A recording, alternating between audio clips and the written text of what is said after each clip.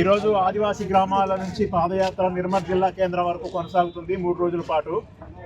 ఇందిరమ్మ ఇళ్ళు శాంక్షన్ అయిన చోటు కూడా ఆదివాసీ గ్రామాలనే పేరుతో అవి రెవెన్యూ గ్రామాలైనా సరే ఆ ఇళ్ల నిర్మాణాన్ని ఆపుతున్నారు. కానీ ప్రజాప్రతినిధులు పట్టించుకోవట్లేదు. ఎంపీలు కానీ ఎమ్మెల్యేలు కానీ ఈ ఇళ్లను ఎందుకు ఆపుతున్నారు అనేటువంటి అడిగేటోడు కూడా లేడు. అదేవిధంగా హక్కు పత్రాలు 2023లో కొద్దిమందికి ఇచ్చారు, కానీ ఇప్పటి వరకు కూడా హక్కు పత్రాలు ఇవ్వటం లేదు.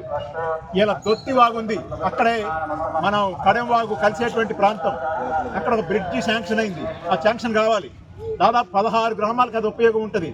కానీ ఈ రోజు వరకు కూడా అక్కడ బ్రిడ్జి నిర్మాణం ప్రారంభించటం లేదు.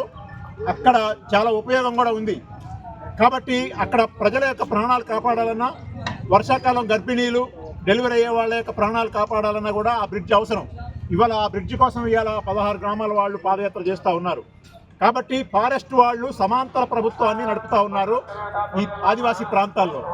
వాళ్ళు ఎవరిని లెక్క చేయటం లేదు. ప్రభుత్వాలు వాళ్ళని ఎగేస్తున్నాయి, మొత్తం వాళ్ళ మీదకి నెట్టేస్తున్నారు.